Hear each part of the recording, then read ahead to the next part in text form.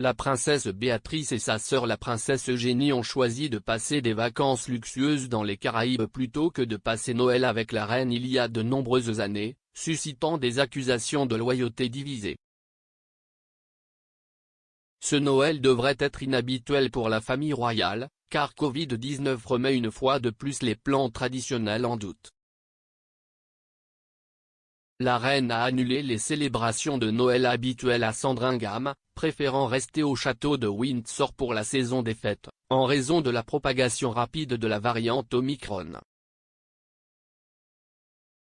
Elle a également annulé le dîner traditionnel d'avant Noël pour la famille au palais de Buckingham. La décision serait une approche de précaution, après que la reine a subi un problème de santé en octobre. Les membres de la famille royale devraient rendre visite à la reine à Windsor où les directives favorables à Covid seront suivies. Cette année marque également le premier Noël de la reine depuis le décès de son mari bien-aimé, le prince Philippe, en avril.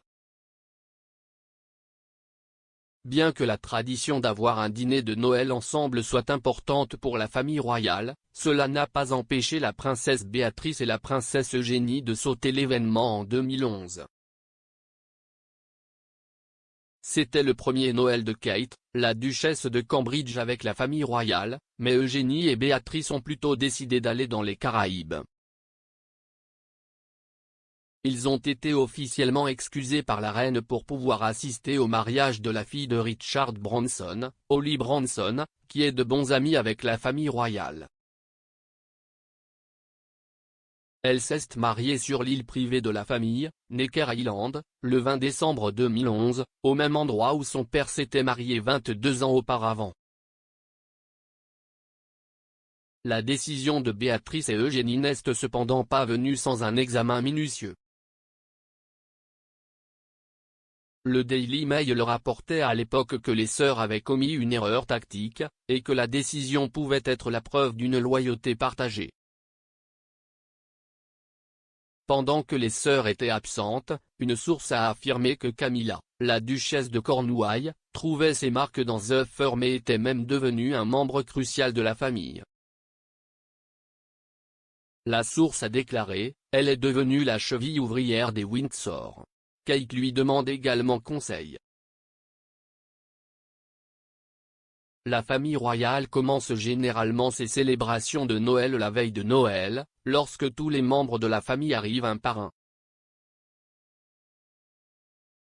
Les membres de la famille arrivent par ordre d'ancienneté, la plupart des membres de la famille royale venant plus tard dans la journée.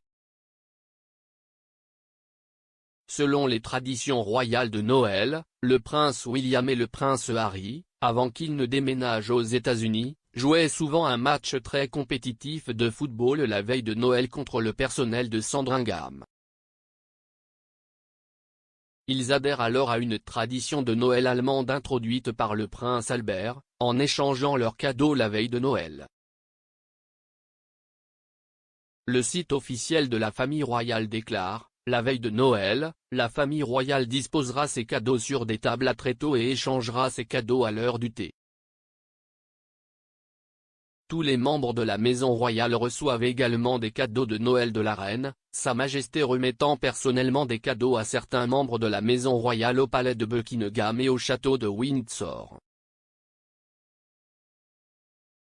Le matin de Noël, la tradition veut que la famille visite l'église Saint-Marie-Magdalène à Sandringham.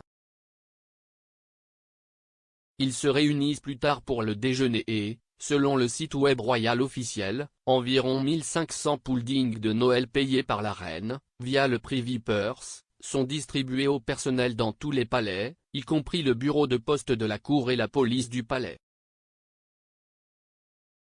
Chaque pudding est accompagné d'une carte de vœux de la reine, signée à la main. Après le discours de la reine à 15 h, la famille passe de bons moments ensemble en soirée. Chaque année, le lendemain de Noël, les membres de la famille royale se réunissent pour le tournage annuel de Faisan du lendemain de Noël dans le domaine de Norfolk.